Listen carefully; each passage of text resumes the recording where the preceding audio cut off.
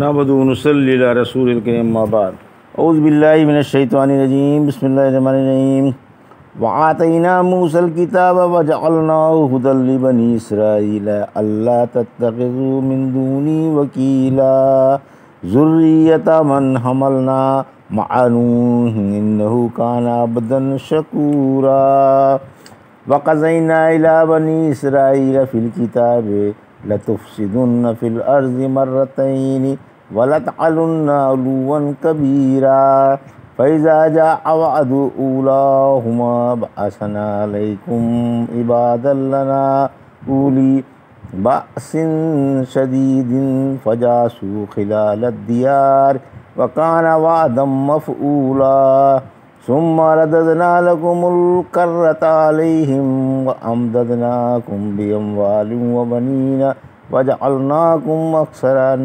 نفيرا أحسنتم لأنفسكم وإن أسأتم فلها فإذا جاء وعد الآخرة ليسوء وجوهكم وليدخلوا المسجد كما دخلوه أول مرة وليتبروا ما علوا تتبيرا عسى ربكم أن يرحمكم وإن أُتُّمْ أُذْنَا وجعلنا جهنم للكافرين حسيرا إن هذا القرآن يهدي للتي هي أقوم ويبشر المؤمنين الذين يعملون الصالحات أن لهم أجرا كبيرا وأن الذين لا يؤمنون بالآخرة أعتدنا لهم عذابا أليما۔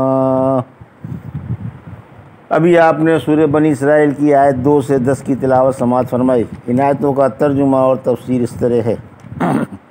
وَآتَيْنَا مُوسَى الْكِتَابَ وَجَعَلْنَاهُ هُدًى لِبَنِي إِسْرَائِيلَ أَلَّا تَتَّخِذُوا مِن دُونِي وَكِيلًا۔ آیت 2 ذُرِّيَّةَ مَنْ حَمَلْنَا مَعَ نُوحٍ إِنَّهُ كَانَ عَبْدًا شَكُورًا۔ آیت 3 ترجمہ۔ ہم نے موسیٰ کو کتاب دی اور اسے اسرائیلیوں کے لیے رہنما بنایا کہ تم میرے سوا کسی کو اپنا کارساز نہ بناؤ، اے ان کی اولاد جنہیں ہم نے نوح کے ساتھ سوار کیا تھا، بلا شبہ وہ بڑے ہی شکر گزار بندے تھے۔ یہ تھا ترجمہ سورہ بنی اسرائیل کی آیت 2 اور 3 کا تفسیر۔ کلیم اللہ کا بیان۔ اوپر معراج کا بیان تھا، اس آیت میں کلیم اللہ کا بیان ہے۔ قرآن میں عام طور پر دونوں پیغمبروں کا بیان ایک ہی جگہ آتا ہے اور قرآن و تورات کا ذکر بھی ملا جلا آتا ہے۔ اسی وجہ سے معراج کے بعد فرمایا گیا کہ ہم نے موسیٰ علیہ السلام کو توریت دی اور اسے اسرائیلیوں کے لیے ذریعہ ہدایت بنایا تاکہ اسرائیلیوں تم کسی کو اپنا کارساز نہ سمجھو اور اللہ ہی کو اپنا معبود و مربی سمجھو۔ تم ان لوگوں کی اولاد ہو جن کو ہم نے اپنی مہربانی سے نوازا تھا اور نوح علیہ السلام کے ساتھ کشتی میں سوار کرا کر طوفان کی عالمگیر ہلاکت سے بچا لیا تھا۔ اللہ نے ہر نبی کو یہی تعلیم دی کہ وہ اللہ ہی کی عبادت کرے جس کا کوئی شریک و ساجی نہیں۔ آیت 3 یہودیوں کو اپنے بزرگوں کی طرح شکر گزار ہونا چاہیے۔ اس آیت میں اللہ اسرائیلیوں کو اپنا احسان عظیم یاد دلا رہا ہے کہ ہم نے تمہارے باپ دادا کو سیلاب کی تباہیوں سے بچایا اور کشتی نوح میں اپنے لطف و کرم سے سوار کرایا۔ تم کو بھی اپنے بزرگوں کی طرح اللہ کا شکر ادا کرنا چاہیے۔ تمہارے باپ نوح علیہ السلام بھی بڑے شکر گزار بندے تھے، لہذا تم میری اس نعمت کا شکر ادا کرو کہ میں نے محمد رسول اللہ صلی اللہ علیہ وسلم کو تم میں رسول بنا کر بھیجا۔ سعد بن مسعود ثقفی فرماتے ہیں کہ نوح علیہ السلام کو شکر گزار بندہ اس لیے فرمایا گیا کہ جب آپ کھاتے پیتے تھے تو اللہ کی حمد فرماتے تھے۔ رحمت عالم صلی اللہ علیہ وسلم نے فرمایا اللہ اپنے اس بندے سے خوش ہوتا ہے جو نوالا اٹھاتے وقت یا پانی پیتے وقت اللہ کی تعریف کرتا ہے۔ رحمت للعالمین صلی اللہ علیہ وسلم نے فرمایا میں قیامت کے دن اولاد آدم کا سردار ہوں گا۔ یہ لمبی حدیث ہے جس میں یہ بھی ہے کہ لوگ پھر نوح علیہ السلام کے پاس آئیں گے اور کہیں گے کہ آپ دنیا کے سب سے پہلے رسول ہیں، اللہ نے آپ کو شکر گزار بندہ فرمایا ہے، لہذا آپ اپنے رب سے ہماری سفارش فرما دیجیے۔ وَقَضَيْنَا إِلَىٰ بَنِي إِسْرَائِيلَ فِي الْكِتَابِ لَتُفْسِدُنَّ فِي الْأَرْضِ مرتين ولتعلن علوا كبيرا۔ آیت 4 فإذا جاء وعد أولاهما بعثنا عليكم عبادا لنا أولي بأس شديد فجاسوا خلال الديار وكان وعدا مفعولا۔ آیت 5 ثم رددنا لكم الكرة عليهم وأمددناكم بأموال وبنين وجعلناكم أكثر نفيرا۔ آیت 6 ان احسنتم احسنتم لانفسکم وان اسأتم فلہا فإذا جاء وعد الآخرۃ لیسوءوا وجوہکم ولیدخلوا المسجد کما دخلوہ اول مرۃ ولیتبروا ما علوا تتبیرا۔ آیت 7 عسیٰ ربکم ان یرحمکم وان عدتم عدنا وجعلنا جہنم للکافرین حصیرا۔ آیت 8 ترجمہ۔ اور ہم نے اسرائیلیوں پر کتاب میں یہ بات مقرر کر دی تھی کہ تم سرزمین شام میں 2 دفعہ فساد مچاؤ گے اور بڑا زور چلاؤ گے، پھر جب پہلی میعاد آئے گی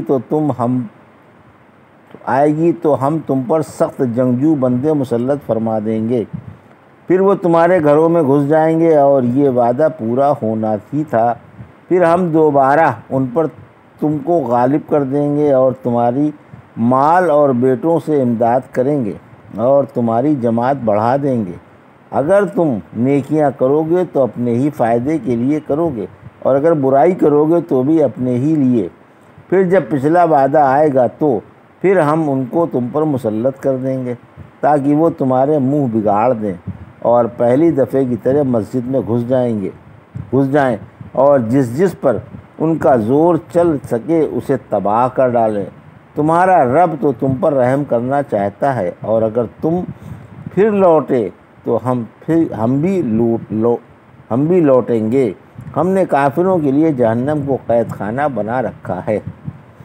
یہ تھا ترجمہ آیت 4 سے 8 کا تفسیر۔ تورات میں بتا دیا گیا تھا کہ یہودی 2 بار سرکشی کریں گے۔ اللہ نے اسرائیلیوں کو جو کتاب و تورات دی تھی اس میں انہیں پہلے ہی خبر دے دی گئی تھی کہ وہ سرزمین شام میں 2 بار ادھم مچائیں گے، بڑا زور دکھائیں گے، لوگوں پر مظالم توڑیں گے اور سخت گڑبڑ کریں گے۔ آیت 5 اور 6 ایک جنگجو قوم کے تسلط کی خبر، یعنی جب پہلی دفعہ تم فساد مچاؤ گے تو ہم تم پر اپنے سخت جنگجو مسلط کر دیں گے جو بڑے طاقتور اور مسلح ہوں گے اور تمہارے ملک پر قابض ہو جائیں گے، تمہارے گھروں میں گھس پڑیں گے اور تمہاری سرزمین پر بلا خوف چلے پھریں گے۔ اللہ کا یہ وعدہ ضرور ہو کر رہے گا۔ جنگجو قوم جالوت یا سنجاریب یا بخت نصر تھا۔ ابن عباس فرماتے ہیں یہ جالوت اور اس کا لشکر تھا جو اسرائیلیوں پر شروع میں مسلط کر دیا گیا تھا، مگر اللہ نے اسرائیلیوں کی مدد فرمائی۔ وہ طالوت کی سرکردگی میں جالوت سے لڑے اور کامیاب ہوئے۔ داؤد نے جالوت کو قتل کر دیا۔ یہ بھی کہا گیا ہے کہ یہ موصل کا بادشاہ سنجاریب تھا یا بخت نصر شاہ بابل تھا۔ بخت نصر شروع میں تو محتاج و کمزور تھا اور بھیک پر گزارا کیا کرتا تھا، پھر اس کی قسمت نے پلٹا کھایا اور وہ شاہ بابل بن بیٹھا۔ اسی نے اسرائیلیوں کے شہر پائمال کیے اور بیت المقدس میں ان کا جی کھول کر خون بہایا۔ یہودیوں نے بھی بڑا سر اٹھایا تھا اور کثرت سے نبیوں کا اور عوام کا خون بہایا تھا۔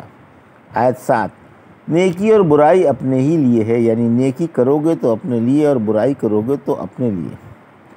سورہ فصلت کی آیت 46 میں فرمایا نیکی کرنے والوں کو نیکی کا اجر ملے گا اور برائی کرنے والوں پر برائی کا وبال پڑے گا۔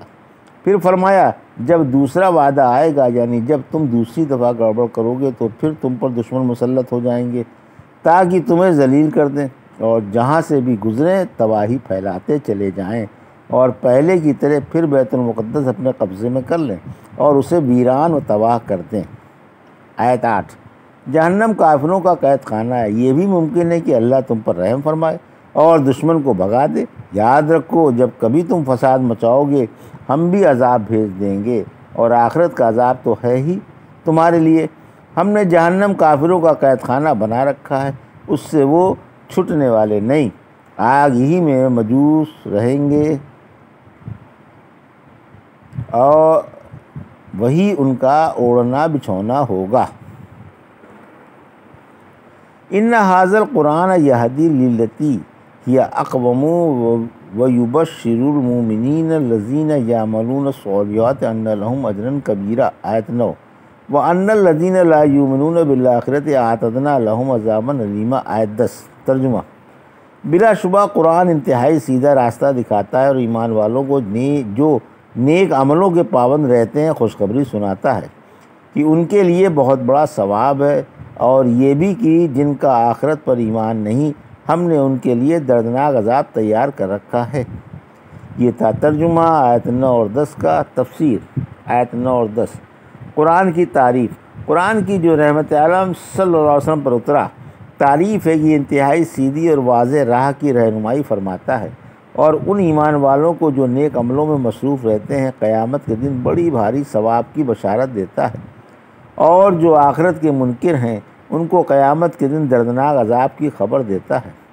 سورہ توبہ کی آیت 34 میں فرمایا، آپ انہیں دردناک عذاب کی خوشخبری سنا دیں۔ یہ تھا سورہ بنی اسرائیل کی آیت 2 سے 10 کا ترجمہ اور تفسیر جو ابھی آپ نے سماعت فرمائی۔ بارک اللہ لی و لکم فی القرآن الحکیم ونفعنی وایاکم بآیات الذکر الحکیم۔